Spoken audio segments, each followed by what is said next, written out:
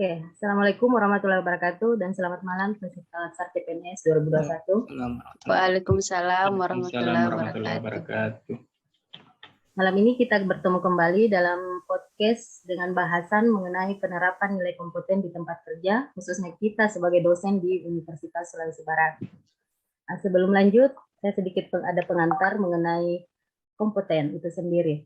Kompeten itu kan merupakan salah satu nilai atau core value ASN, di mana dengan nilai dasar ini kita dapat menjalankan dan fungsinya agar kompetensi yang kita miliki itu semakin baik dan memungkinkan bagi kita sebagai ASN untuk dapat memberikan pelayanan yang terbaik juga sesuai dengan tugas dan pokok dan fungsinya.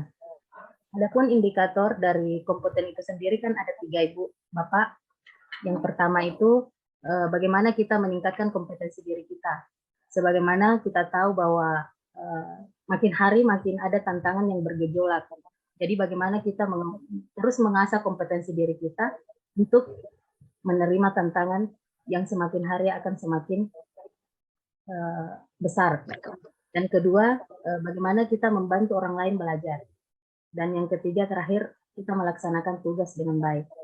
Nah, selanjutnya saya persilakan Bapak Ibu, apakah ada tambahan mengenai kompeten atau kita berbincang-bincang sedikit apa itu kompeten sebenarnya?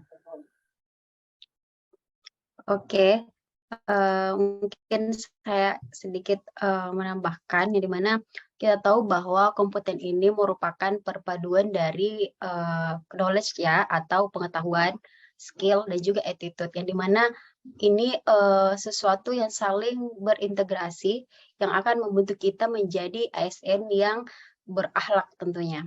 Terus dari segi mengembangkan diri atau terus belajar begitu ya, membantu orang lain belajar bisa kita lakukan di ruang lingkup tempat kerja kita, yang dimana apabila ada teman yang tidak tahu, kita bisa kasih tahu. Seperti ini juga kita sudah membantu orang lain belajar, yang kita lakukan ini sudah belajar ya, yang tadinya kita tidak tahu apa itu kompeten, tapi karena kita berbagi info, berbagi ilmu, akhirnya kita tahu begitu seperti apa itu kompeten. Mungkin begitu dari saya, Bu Moderator. Oke, baik, dari Ibu Irawati, terima kasih atas pendapatnya.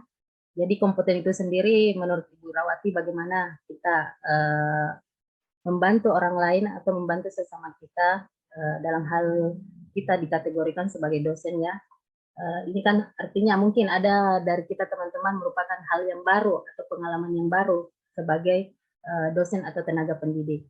Oke, Ibu Bapak, apa ada pendapat yang lain? Saya persilakan.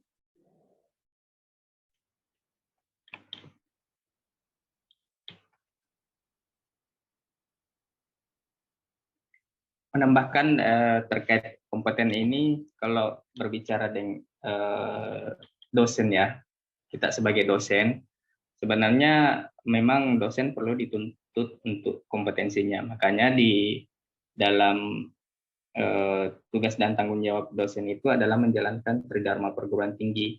Nah, di situ Tridharma Perguruan Tinggi inilah yang menjaga kompetensi seorang dosen, di mana dosen dituntut di dalam Tridharma Perguruan Tinggi ini, di mana dosen dituntut bukan hanya ada 3 tuntutan di situ, yaitu pendidikan, kemudian penelitian, dan pengabdian kepada masyarakat.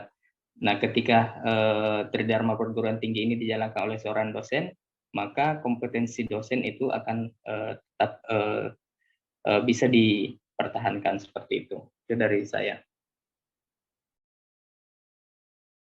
Baik, terima kasih dari Bapak Abdul Galid.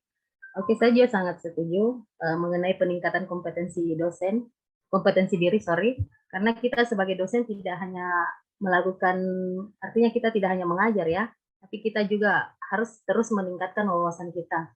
Sebagaimana baiknya kita sebagai tenaga pendidik tidak hanya menyalurkan, tetapi kita juga terus mengasah kemampuan kita. Oke, ada yang lain Bapak Ibu? Ya, baik, menambahkan. Jadi sebagai seorang dosen kita juga harus mampu mengupdate kemampuan sesuai dengan perkembangan zaman.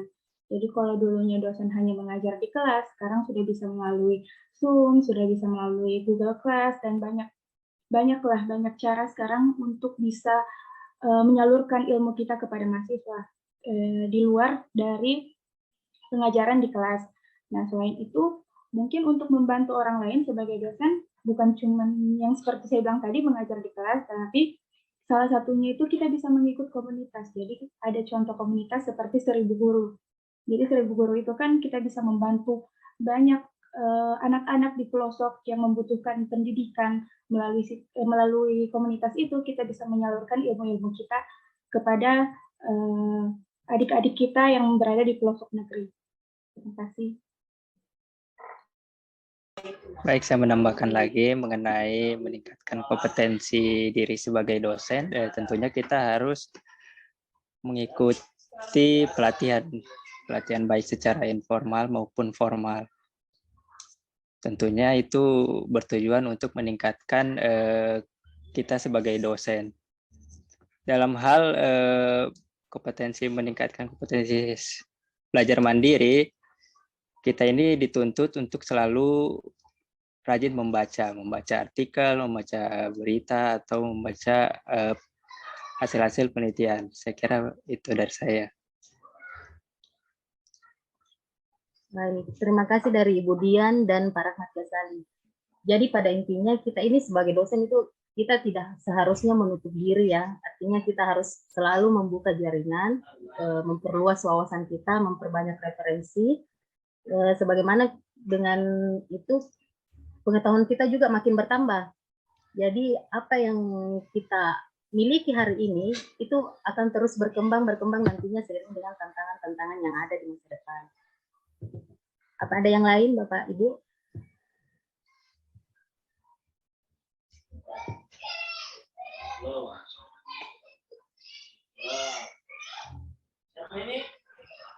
Atau mungkin sudah cukup pembahasan kita masalah kompeten?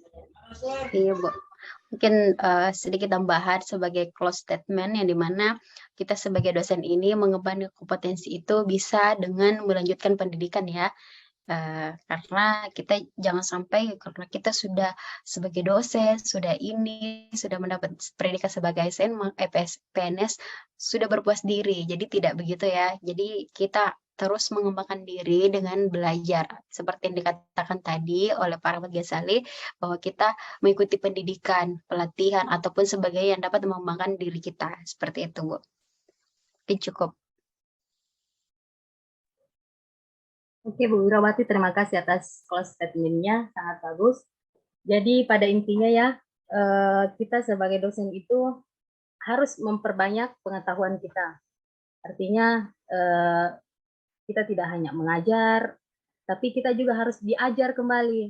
Diajar dalam artian kita menambah wawasan di luar. Yang disebut dengan Bu Wirawati tadi, melanjutkan studi, betul sekali. Oke, Bapak Ibu, mungkin itulah podcast kita malam ini. Terima kasih atas semangatnya Ibu Dian Rifai, Ibu Irawati, Pak Rahmat Ghazali, dan Pak Abdul Ghalib. Mungkin itu saja. Sekian dan terima kasih atas waktunya Bapak Ibu. Wabillahi taufiq wal hidayah. Assalamualaikum warahmatullahi wabarakatuh. Waalaikumsalam Waalaikumsalam warahmatullahi wabarakatuh.